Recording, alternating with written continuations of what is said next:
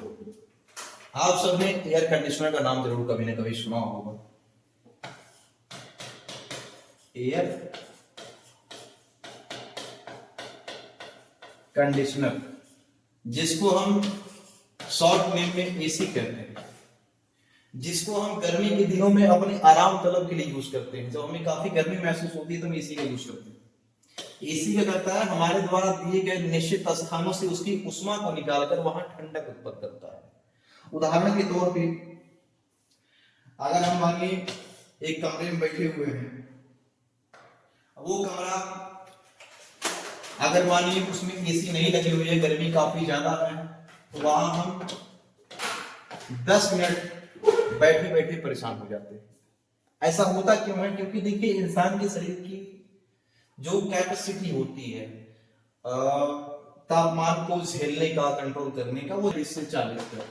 But क्या होता है, आजकल जो है हमारा 40 से 45 50 तो हमारा आजकल का नॉर्मल टेम्परेचर रहता है। इस टेम्परेचर में इंसान ज्यादा देर तक किसी भी चीज को कोई भी कार्य कर नहीं सकता है, ज्यादा देर तक सर्वाइव नहीं कर सकता है। बट इसी को देखते हुए आजकल में क्या है, जो हमारा एसी है उसका डिमांड बढ़ गया है, उसका यूज बढ़ गया है। आजकल पहले क्या होता, पहले एसी हमारे सिर्फ शहर में देखने को मिलती थी, लेकिन अब ये गांव गांव घर घर तक एसी पहुंचना स्टार्ट हो गया है। ऐसा क्यों? इसका कारण है गर्मी, बढ़ती हुई गर्मी। जो हर साल हम टेम्परेचर देख रहे हैं, दिन प्रतिदिन बढ़ता जा रहा है। ये गर्मी नहीं होनी चाहिए, इतनी गर्मी नहीं होनी चाहिए। तो उम्मीद है इसी बारे में आपको समझ में आया होगा। अब देखिए इसका यूज कैसे होता है, ये वर्क कैसे करता है। How to work AC, AC काम कैसे करता है। How to work AC, AC का मतलब होता है एयर कंडीशनर, यानी कि एयर कंडीशनर कैसे काम करता है। कुछ देर पहले आपको बताया कि एसी होता क्या है। अब देखिए वर्क कैसे करता है। जैसे एक हमारा ये कमरा है, ये कमरा हमारा 10 बाई 12 का, यहां हम 1 टन की एसी का यूज करेंगे। कितना? 1 टन। अब देखिए इसमें बहुत सारे लोग कंफ्यूज होते हैं कि टन मतलब ये हुआ कि इसका इतना वजन होगा, तो ये यहाँ पे आप गलत है। 1 टन की एसी का मतलब ये होता है, कूलिंग कैपेसिटी को दर्शाता है। टन का मतलब क्या होता है? Cooling capacity. ये आपकी कूलिंग कैपेसिटी को दर्शाता है, ना कि वजन। अब देखिए बीटीयू का मतलब क्या होता है। हम अपने टॉपिक थोड़ा सा बाहर आते हैं। अब इसके एसी में जो टन होता है, 1 टन बराबर होता है 12,000 बीटीयू। 12,000 बीटीयू। बीटीयू का मतलब होता है ब्रिटिश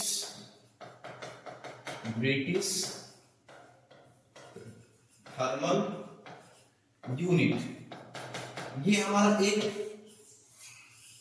मात्रक होता है एसी की कैपेसिटी को, कूलिंग कैपेसिटी को मापने का। एज लाइक जैसे हम 1 लीटर दूध को मापने के लिए 1 लीटर के मापक का यूज करते हैं, ठीक वैसे ही ये एसी की कूलिंग कैपेसिटी को मापने के लिए हम बीटीयू का यूज करते हैं। बट 12,000 बीटीयू बराबर 1 टन की एसी होती है, इसलिए हम कहते हैं 1 टन की एसी, 1.5 यानी 1.5 टन की एसी, 2 टन की एसी। अब देखिए 1 टन से भी नीचे की एसी जाती है, मीन्स हाफ टन की एसी। हाफ टन से लेके और 2 टन तक की एसी को हम घरेलू यूज में उपयोग करते हैं। अब इससे ऊपर की जो एसी आती हैं, जैसे माने 2 से 5 के बीच में, या फिर 5 से लेके, अब देखिए एसी के जो टोटल टन होते हैं, हमारे एसी के जो टन होते हैं, ये हमारे हाफ टन से लेके 2200 टन तक की एसी आती है। तो हाफ से लेके 2 टन तक की एसी को जो है हम घरेलू यूज में लाते हैं, घरेलू। बट 3 टन से 2200 टन तक की जो एसी होती है, ये हमारी व्यापारिक यूनिट होती है। इसको हम व्यापार में यूज करते हैं। जैसे हमारा कोई शॉपिंग मॉल वगैरह हो गया, कोल्ड स्टोरेज हो गया, वहां पे हम सब का यूज करते हैं, या फिर मानिए बड़े बड़े हॉस्पिटल्स वगैरह हो गए, वहाँ जो सेंट्रल डक्टेबल कैसेट एसी और भी बहुत सारी एसी होती है, ये सब टन जो होते हैं 2 टन से ऊपर, उन सब में यूज किए जाते हैं। अब देखिए ये ठंडा करने का प्रोसेस क्या होता है रूम को। ये एक हमारा रूम हो गया, यहाँ पर हमने एसी लगा दिया।